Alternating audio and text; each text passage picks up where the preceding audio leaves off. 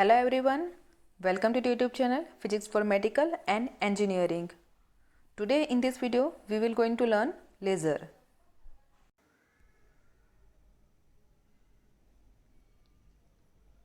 Now in this topic we are going to discuss introduction of laser, history of laser, characteristic of laser, principle of laser, population inversion and finally the methods of achieving population inversion. Now let's see what is laser. So the short answer is a laser produces a very narrow beam of a light that is useful in many technologies and instruments. The word laser is actually an acronym. The letters in the word laser stands for light amplification by stimulated emission of radiation. This acronym first coined by Gordon Good. Laser is a device in which we use process of stimulated emission to amplify the infrared, visible or ultraviolet electromagnetic radiation. Now, history of laser. In the year of 1917, Albert Einstein first gave the theoretical concept of laser. In the year of 1953, John von Neumann described first concept of semiconductor laser. In the year of 1958, Shallow and Towns invented maser. In the year of 1960, Maiman built the first working laser. In the same year, Ali Jawan and William Bennett invented first gas laser. In the year of 1963, Chandrakumar and Patel developed the carbon dioxide laser. In the year of 1963 and 64, Goldman introduced laser into medical field. In the year of 1977, Gordon Good patent of application for spectrometry, interferometry, radar and nuclear fusion. And in the year of 2003, Dr. Arvind Patel invented fiber laser machine for industrial cutting. Now, characteristic of laser. So, laser light has four unique characteristics that make it different from the ordinary light, and that is, it is monochromatic, directional, coherent and high intensity. Now, first of all, let's see how laser is different from ordinary light. So, in this image, as you can see, each color of light has a different wavelength. For example, blue light has a shorter wavelength than red light. Sunlight and the typical light from a light bulb is made up of light with many different wavelengths, and our eye sees this mixture of wavelengths as white light. But a laser light is different. Lasers do not occur in nature. However, we have a figured way of artificially create this type of light. Laser produce a narrow beam of light in which all the light waves have very similar wavelengths. As you can see in this image, all the waves have same wavelength. The laser light waves travel together with their peaks all lined up or in phase. And this is why laser beams are very narrow, very bright and can be focused into very tiny spot.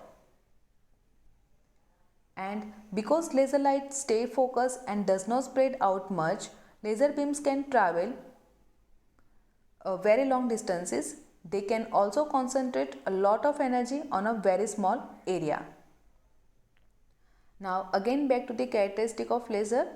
Now the first characteristic, that is laser light is monochromatic. So monochromatic means it consists of one single color or one wavelength. Even though some lasers can generate more than one wavelength, the light is extremely pure and consists of a very narrow spectral range.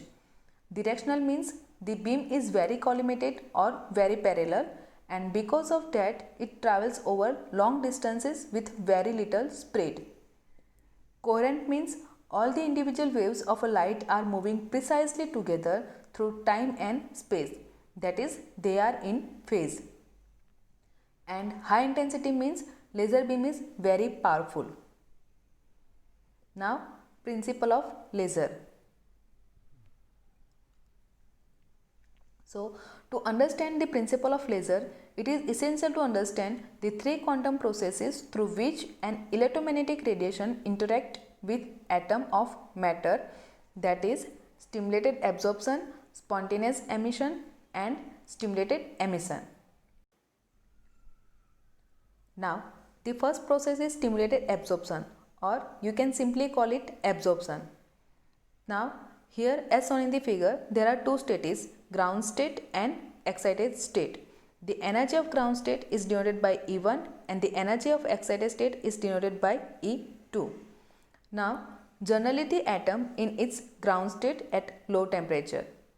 When this atom absorbs the photon of energy HF, then it will travel from lower state to higher state, and this process is known as the absorption.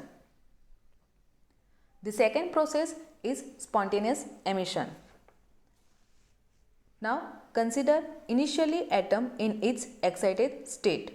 Now at this state the atom is very unstable, and after a time atom will move of its own accord to its ground state and emitting a photon of energy HF in this process.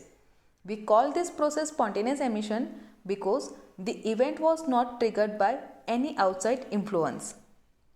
Now, normally the mean life of excited atom before spontaneous emission occurs is about 10⁻⁸ seconds.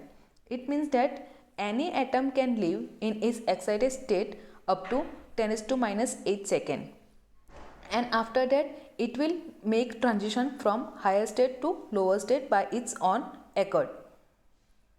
However, for some excited state, this mean life is perhaps as much as 10⁵ times longer. We call such a long-lived state is metastable state, and they play an important role in laser operation. Now the third process is stimulated emission. Now again here the atom in its excited state, but this time a photon of energy HF is present which stimulate the atom to move its ground state, and during this process the atom emits an additional photon whose energy is also HF. We call this process stimulated emission because the event is triggered by external photon. The emitted photon is in every way identical to the stimulating photon. Now the next process is population inversion. So population inversion is the process of achieving greater population of a high energy state as compared to the lower energy state. As you can see in this figure, the atoms are more in high energy level than the lower energy. So that is known as the population inversion. Population inversion technique is mainly used for light amplification and required for laser operation. Now consider a group of electrons with two energy levels E1 and E2. E1 is the low energy state and E2 is the high energy state. N1 is the number of electrons in the energy state E1 and N2 is the number of electrons in the energy state E2. Now population inversion cannot be achieved in a two energy level system. Under normal condition, the number of electrons in the low energy state is always greater than the number of electrons in the high energy state, that is N1 is greater than N2.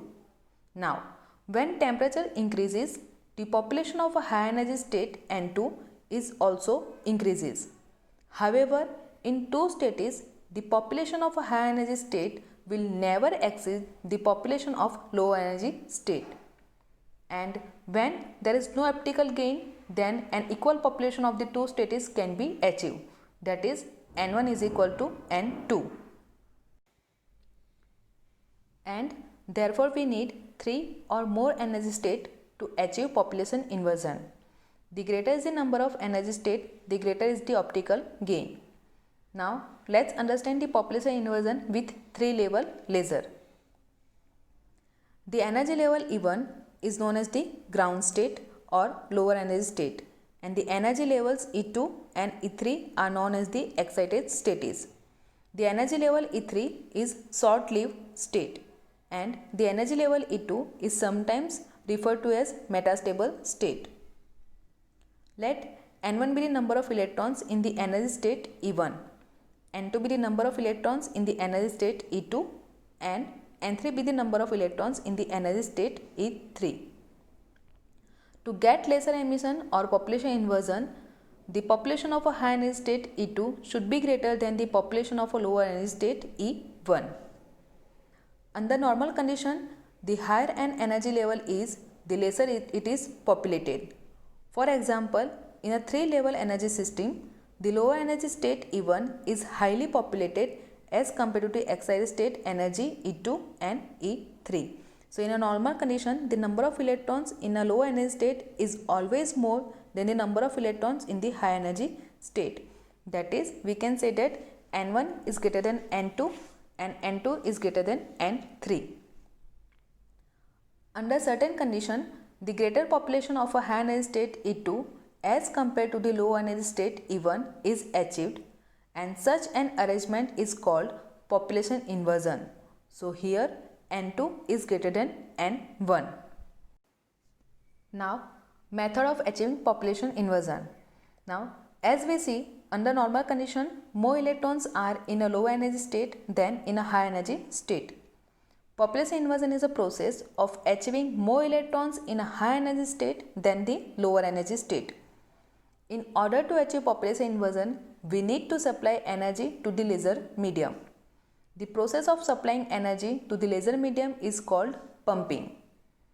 The source that supply energy to the laser medium is called pump source. The type of pump source used is depend on the laser medium. Different pump sources are used for different laser medium to achieve population inversion.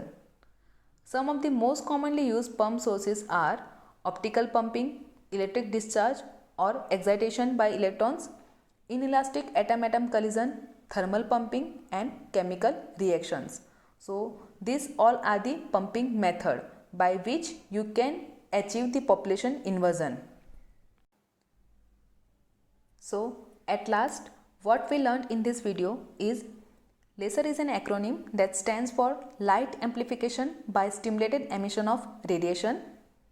Characteristic of laser, that is, it has a high degree of coherence, it is highly directional, it has extraordinary monochromaticity and it is high intensity. Now principle, that is, there are 3 ways by which an atom can travel from one state to another state, and they are absorption, spontaneous emission and stimulated emission. And population inversion means number of atoms in a high energy state are always more than the number of atoms in the lower energy state. And the sources by which we can achieve the population inversions are optical pumping, electric discharge, inelastic atom-atom collision, thermal pumping and chemical reaction. In the next video, we will discuss the type and application of a laser.